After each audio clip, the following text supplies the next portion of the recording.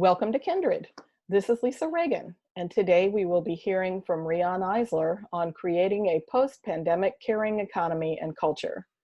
Riane is a social systems scientist, cultural historian, and attorney whose research, writing, and speaking has transformed the lives of people worldwide. Her newest work, Nurturing Our Humanity, How Domination and Partnership Shape Our Brains, Lives, and Future, shows how to construct a more equitable, sustainable, and less violent world based on partnership rather than domination. Riane is internationally known for her bestseller and seminal work, The Chalice and the Blade, Our History, Our Future, which Ashley Montagu called the most important book since Darwin's Origin of Species. Currently, Riane is president of the Center for Partnership Studies, which is dedicated to research and education. So welcome, Riane. It's a pleasure to be with you, Lisa.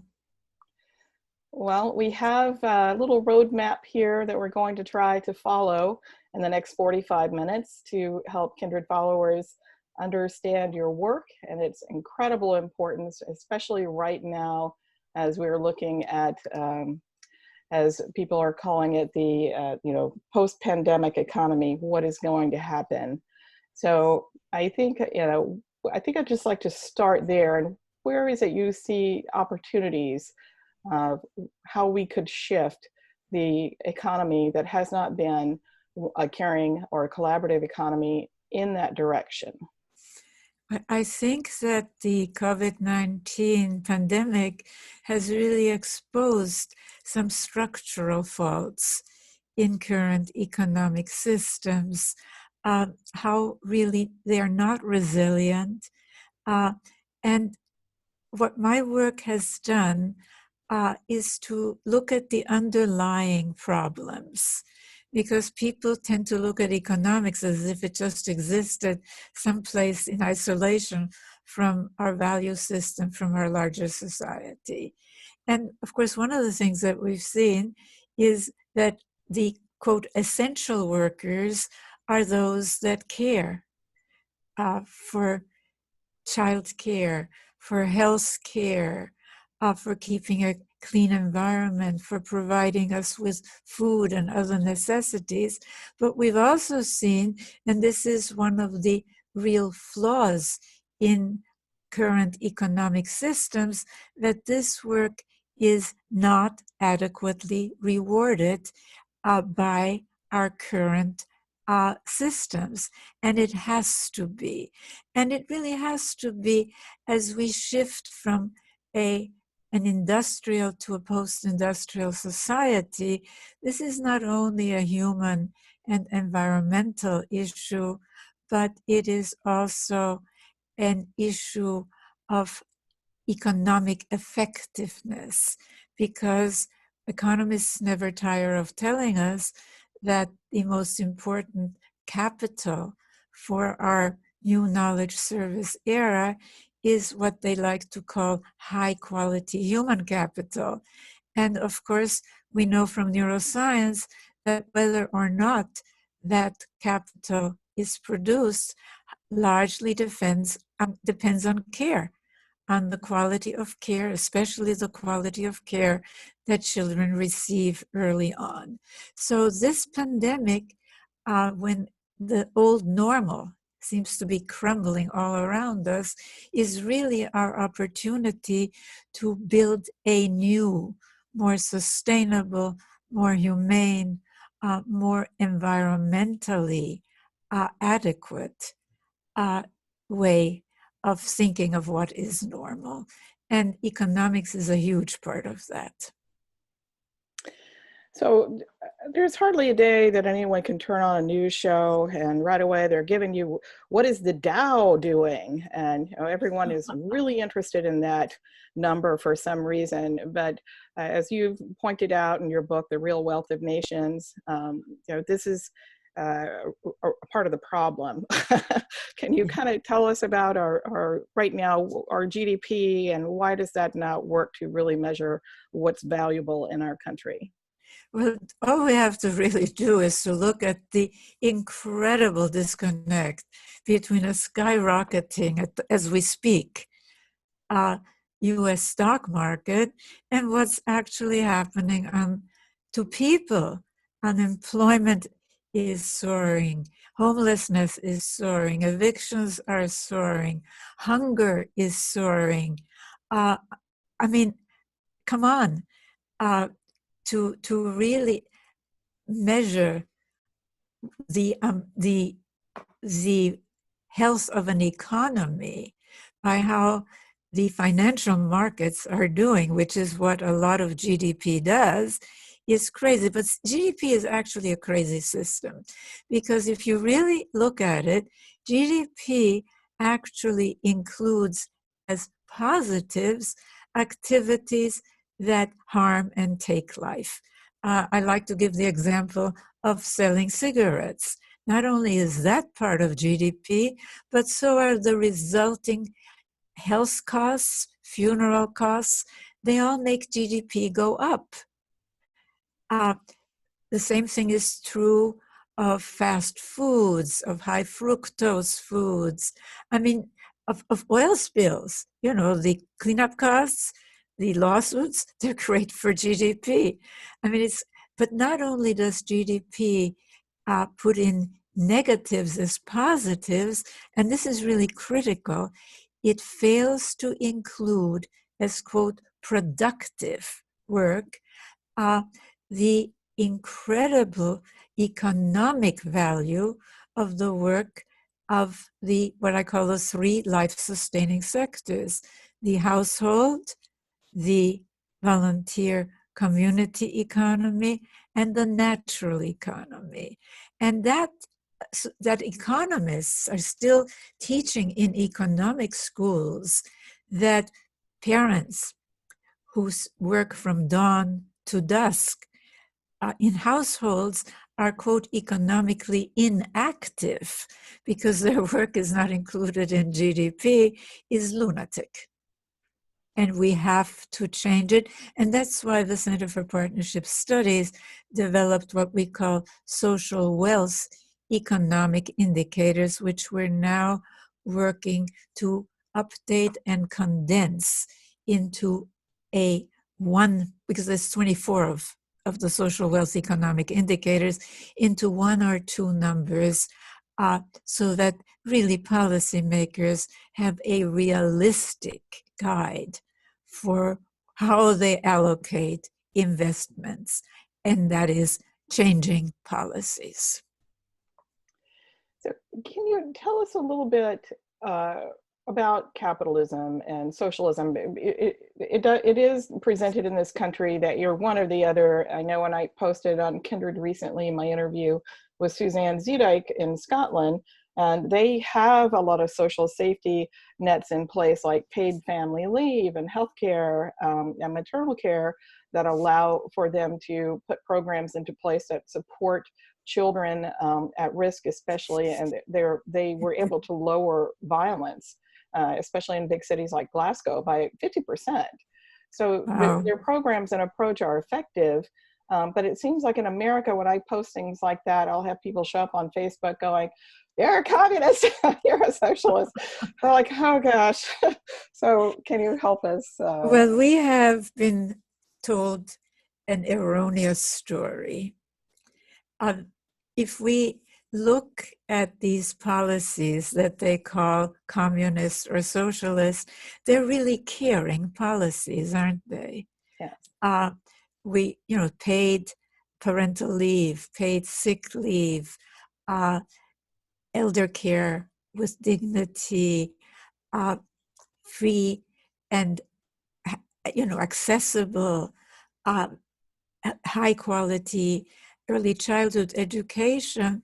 These are policies informed by caring for people. And of course, environmental protection is informed by caring for nature. And what they fail to recognize is that neither socialist nor capitalist theory actually support caring policies. It is really a complete misunderstanding of, well, look, capitalism and socialism came out of the 1700s and 1800s, early industrial times, right? So on that count alone, they would be outmoded in our 21st century post-industrial knowledge service economy.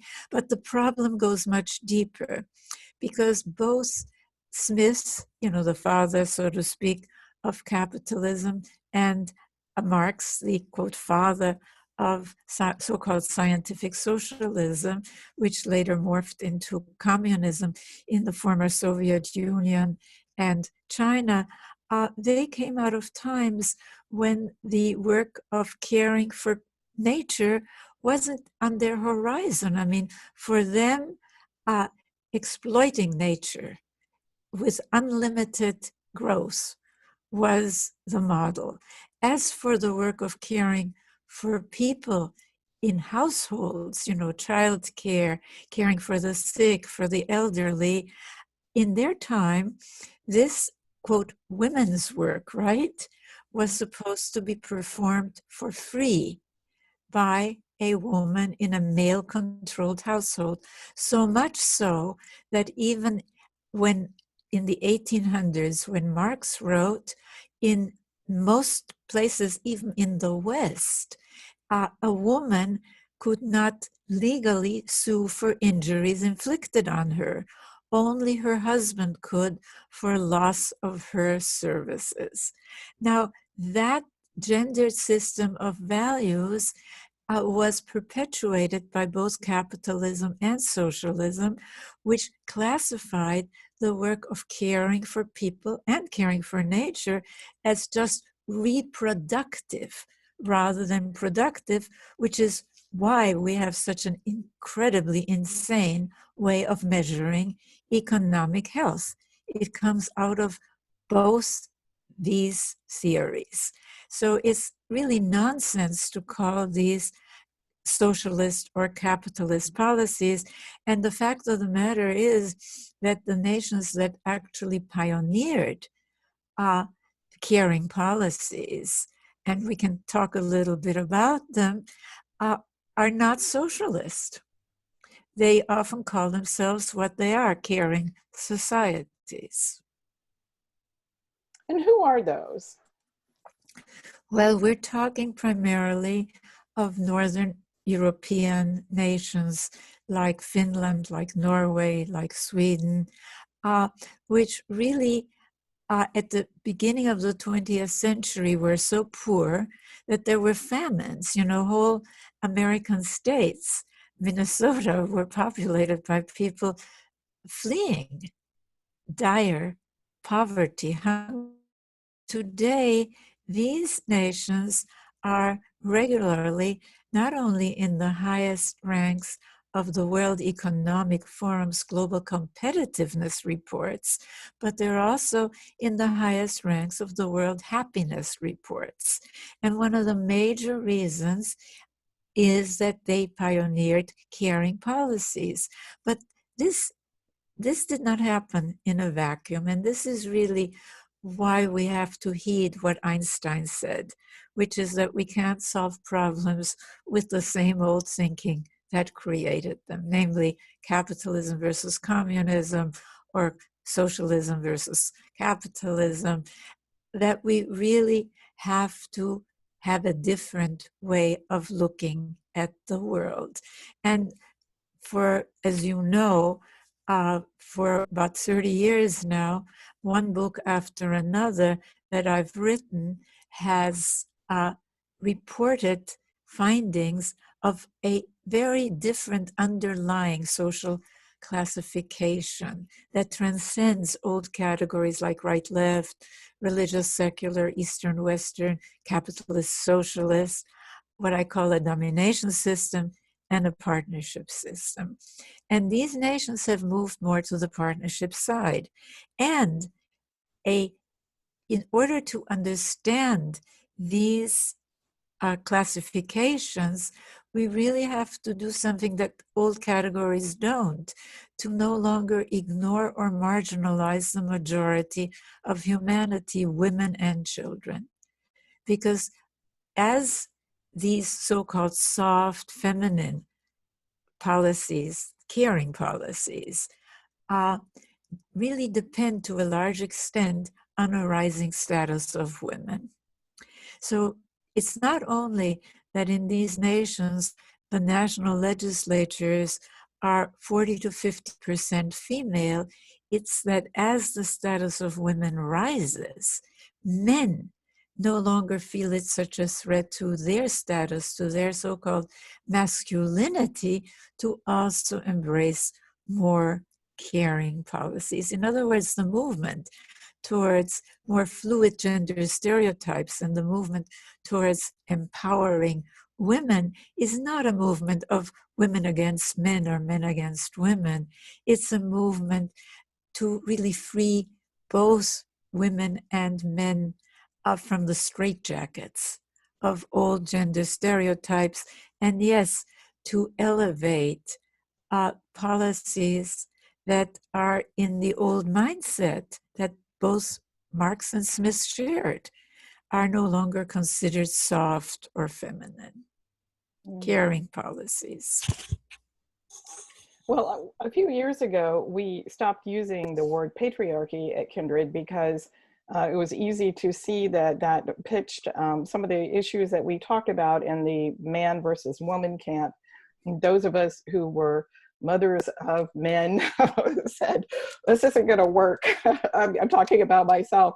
And I have plugged in your terms, cultural transformation theory and the domination models into Kindred's New Story Lexicon. So when people are in our stories and features and we use the new language, which we'll get to, this is one of the 4 cornerstones of your work, we use new narratives and new language to tell a new story, that word will pop up.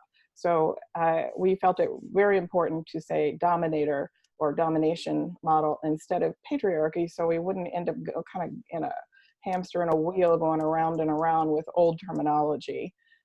So thank you for that. But I did want to just say, I've heard you throw out some statistics about how this lands in America for women, and you have said, of course, a lot of us know about the statistics of children living in poverty and going to bed hungry at night. It's at least a quarter of the children, 1 in 4 in the United States. But you've also said, this model doesn't work out for women because the number of women over 65 living in poverty is twice that of men over 65. So there are some very hard statistics out there to show how does the dominator model work out for children and women. Do you have anything else to add to that? Well, I think you've put it very well, Lisa. I want to say that, linguistic psychologists have long told us something that we really need to heed, which is that the categories, and this is especially true of social and economic and political categories, provided by a culture, channel our thinking, so that it's very difficult, indeed for some people almost impossible, to see any alternatives. And this is why the new language of the domination partnership social scale is so very important. Because if you really think about it, there have been repressive, violent systems in every one of our conventional categories: right, left, religious, secular, Eastern, Western, Northern, Southern, capitalist, socialist, right? The 2 mass applications of socialism in the former Soviet Union and China were really pretty disastrous when you come to think about it. So what we need is not only a new way of looking at what we're trying to leave behind, but also of what is the alternative. And that is what my work has been about. I think it's really very difficult still to get people to understand that if you look at the modern progressive social movements over the last 300 years, they've all challenged the same thing, a tradition of domination. And if we once begin to use this frame of the partnership domination scale, we begin to understand what is happening. I mean, think about it for a moment. The Enlightenment, so-called rights of man movement, challenged the supposedly divinely ordained right of kings to rule their, quote, subjects. The feminist movement challenged the, again, so-called divinely ordained right of men to rule women and children in the, quote, castles of their homes. But Yeah. let me back up to what I started to talk about, that if we look at the modern progressive social movements, we can see, using this partnership domination social scale, that they have all challenged the same thing. It's one thing, a tradition of domination. The Enlightenment, the so-called rights of man movement, challenged the once considered divinely ordained right of kings to rule over their, quote, subjects. The feminist movement and then the women's rights movement challenged the so-called divinely ordained right of men to rule over the women and children in the, quote, castles, a military metaphor, of their homes. The abolitionists, the civil rights, the Black Lives Matter movement today, challenging, again, a once considered divinely ordained tradition of the right, so-called, of a, quote, superior race to rule over, quote, inferior ones. If you look at the movements for economic and social justice, they're challenging top-down economic and social control, a tradition of domination. If you look at the peace movement and then at the more recent, very important movement to end traditions of intimate violence, the pandemic of violence against women and children worldwide, it challenges another characteristic of domination systems, the use or threat of force to maintain rigid rankings of domination, all the way to the environmental movement challenging our once hallowed conquest of nature, right? Domination of nature that at our level of technological development could really do us in. But if you look at these movements, it's something very interesting and very important comes to the fore. Most of them have focused on trying to dismantle the top of the domination pyramid, right? Politics and economics as conventionally defined, with far, far less attention to the foundational relations that we know today from neuroscience really are essential to shift from domination to partnership. And it is on these gender and parent-child relations so that really the domination pyramid rests and continues to rebuild itself in regression after regression. So it's not coincidental that for both Hitler and Stalin, secular Western regimes, for Eastern regimes like Khomeini's Iran or the Taliban religious Eastern regimes, it doesn't really matter. For all of them, either maintaining or pushing us back to a so-called traditional family, which is code for an authoritarian, rigidly male-dominated, highly punitive family. For them, that's a top priority.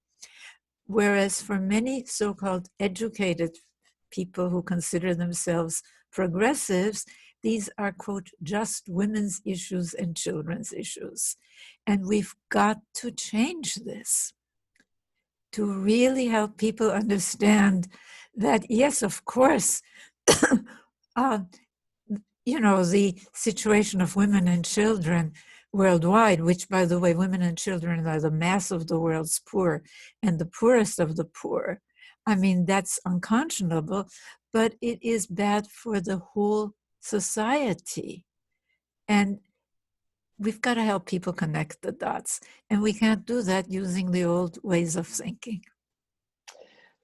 I so appreciate the context that you bring to these discussions.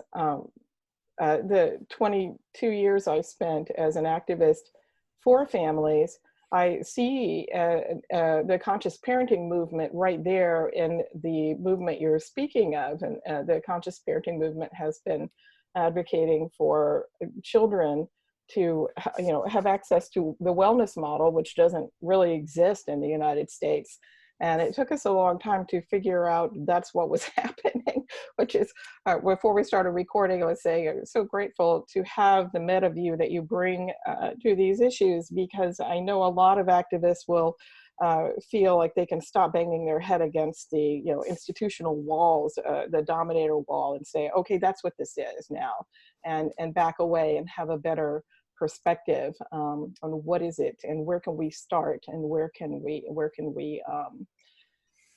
how can we get traction. And I'd like to spend just a minute on your book, Nurturing Our Humanity, goes into the neuroscience of change and what prevents us from changing. And you have some pretty dramatic you point to some of the tribal rituals of how the oppressed are brought into these rituals of oppression, and how this is still happening today. And these are neural net pathways you're pointing out to the Dominator Trance that we're in. And I love it that I've heard you say that this consciousness revolution that we think we're participating in, which, by the way, our original name for our nonprofit was Families for Conscious Living. So we thought it's really the consciousness revolution is waking up from this dominator trance. So can you speak for a moment to some of these barriers in our own neurobiology to waking up? Well, Nurturing Our Humanity, which came out in 2019 with Oxford University Press, really shows by using example after example from neuroscience that the domination partnership social scale is essential in order to bring about lasting foundational change.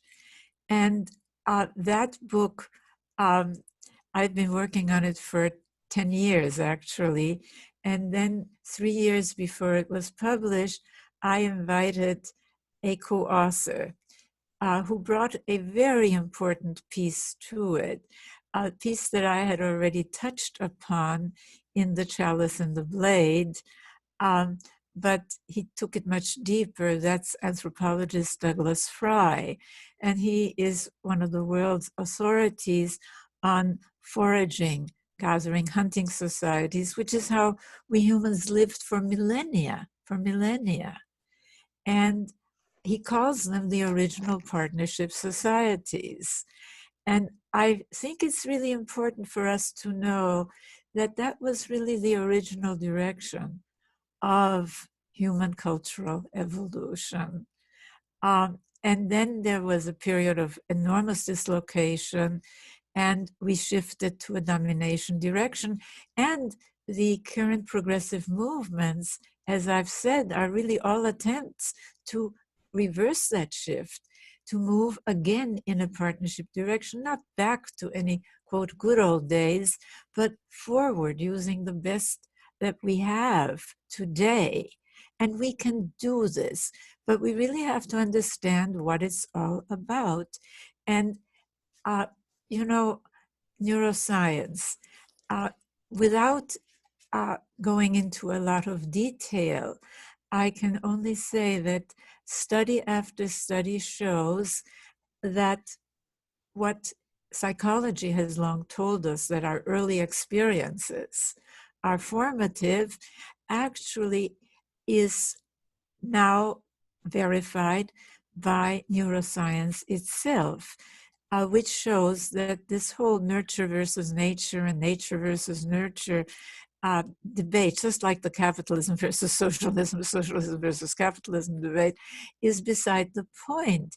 What we're really talking about is how our genes are expressed, gene expression.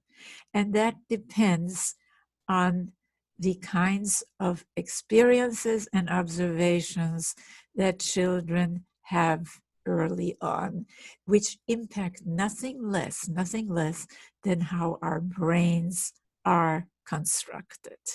So the good news is that we can actually change throughout life. Our brains can change, but it takes, as we know, a lot of work, a lot of effort. And for some people, it is almost impossible to change. They've been so damaged by domination, socialization.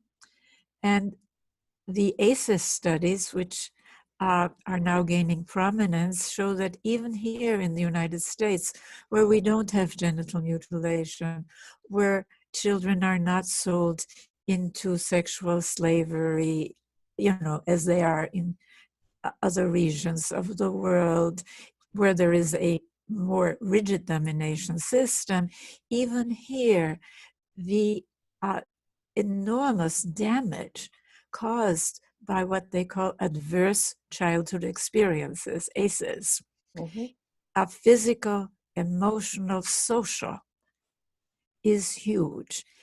And I've often spoken about domination systems as trauma factories, starting in early childhood, but economics has a piece there too, causing, as we see, enormous trauma. I mean, when you have a rich nation where 1/4 of children go to, live in poverty, many of them going to bed hungry every night, that's not a normal we want to go back to. We must create a new partnerism normal.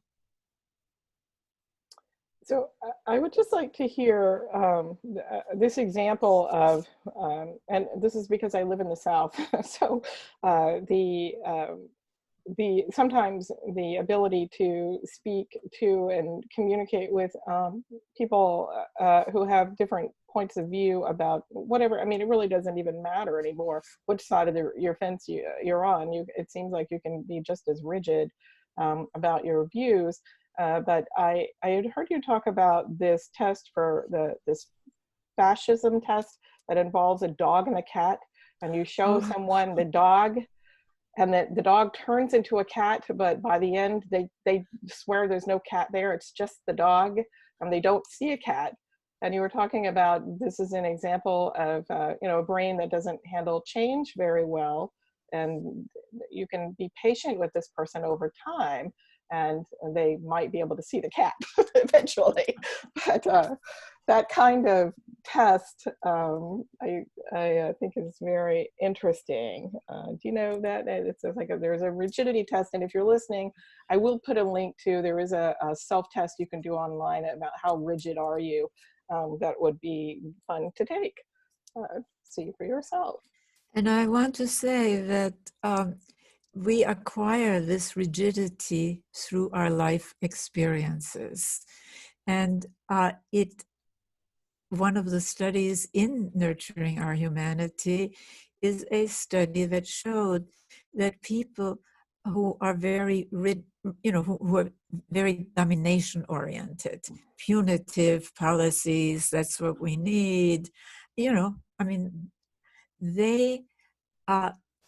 there's a part of their brain which doesn't function as well to adapt to change. I won't go into the details of the experiment, but so small wonder that we have so many people in denial about climate change when it's all around us, I just heard on the radio that an ice shelf in Norway just split into half due to climate change. So, the evidence is there, but it's very interesting because, as I detail in Nurturing Our Humanity, what happens, and really neuroscientists have explained this, domination systems, as I said, are very stressful. They're really trauma factories. And so what children learn is to suppress their feelings, especially their feelings against those, their parents or other caregivers who are causing them pain because they're completely dependent on them, right? Yes. And to instead deflect these feelings in in-group versus out-group thinking, which is the characteristic of domination system. There are only two alternatives. You either dominate or you're dominated, right? There is no partnership alternative. And so what we have to understand is that to some extent, this damage can be reversed, but that people come by it honestly. And as you are working for, we really need to change what we consider, quote, good parenting. I mean, finally, the American Psychological Association came out with a statement, what was it, 2 years ago, saying that not only is spanking not effective, spanked children become, quote, bad children, right? But that it is harmful emotionally, and of course, it can be harmful physically too. And yet, the surveys show that worldwide, because that's how domination systems maintain themselves so much, so many people believe that spanking is good pedagogy, right? That otherwise, you're spoiling your children. Whereas in fact, the opposite is true. So the work that you're doing is fundamental, but it can't only be family by family. It has to be social and economic policy. And this is really where we come back to these more partnership-oriented nations, which are not socialist. I mean, Finland, Norway, Sweden have very healthy market economies. They're caring societies. And what they did is they have more caring policies. Universal health care, that's not socialism, that's a caring policy, caring for everyone. And with this pandemic, my gosh, I mean, investing in public health is the best investment we can make, isn't it? But we can't only, we need, in the United States, we need generous paid parental leave, and we need it for both mothers and fathers. The Swedes, for example, started with offering paid parental leave, and fathers who usually in this lopsided economic system where so-called the work that men do is more highly rewarded than the work that women do, weren't taking it. So they changed it so that in these families, if both don't take it, neither gets it. So this is something that we can learn, can't we? Yes, it is. And I know we're running at the top of our hour now. So can you just tell us about partnerism and what's coming up at the Center for Partnerism Studies, partnership studies, and let us know how can we become more involved with and aware of what your work is bringing now, which is tremendous, just tremendous resources. Well, we're launching a partnerism for the 21st Century campaign. And I want to invite all of our listeners to be part of it. You already are in many ways. But the thing that we need, first of all, is that different frame. And then we have to focus on 4 cornerstones: childhood, gender, economics, but not capitalism or socialism, but a caring economics of partnerism, and 4, new stories, new language. And if we really shift these 4 cornerstones from domination to partnership, then we have solid foundations, and we will not continue to see these regressions periodically, because these regressions are more and more dangerous. And we have to really bring about foundational change. So tell us where to go to find these resources. Go to centerforpartnership.org. That's our website. And there's also going to be a partnerism website. All of that is being launched on August 20th. And there is a summit. And I invite everyone to enroll in it. And you can find the enrollment information again at centerforpartnership.org. We must have an really integrated partnerism movement, because the people pushing us back have spent enormous resources, time, and money in pushing the normative ideal for family back. And we must really understand that what we learned in college, which is to marginalize or ignore the majority of humanity as just women's issues or just children's issues, is false. It's the wrong story. What happens to us, what children first experience and observe, affects and really directly affects how our brains are constructed, and with it, how we feel, how we think, how we act, how we vote, and what kinds of societies we construct. Yes, we just had a discussion last month about the whole mentality of which comes first, the chicken or the egg, and we're laughing about. There are a couple of articles on Kindred now about conscious activism, and that the chicken is in the egg, and the egg is in the chicken, and the chicken is in the egg, and the egg is in the chicken, and therefore the child is in the adult, and the adult is in the child, and the culture is in. We have the seeds for this new culture within us, and this is the hopeful piece that we try to help our Kindred followers understand. It is the shift towards the holistic worldview, this integrated worldview that is, says we can do this. Sure, we can do this. Now we're going to need your help, Riane. So this big picture framework, the meta view that you provide, I think is really what we've needed to help a lot of the activists working on their pieces in their isolation without much funding to come under, and I think it provides tremendous clarity on what we're doing and why. So thank you so much again for your work. Well, thank you. And I want to really add one thing, that Nurturing Our Humanity documents from findings from neuroscience, from both the physical and the social sciences, that actually in the course of evolution, our brains were wired more for consciousness, for caring, for creativity, than for, and these are the capacities that really are central, their expression in partnership systems, than for insensitivity, cruelty, and violence, but that we must change our cultures, starting with our family, childhood, and gender relations.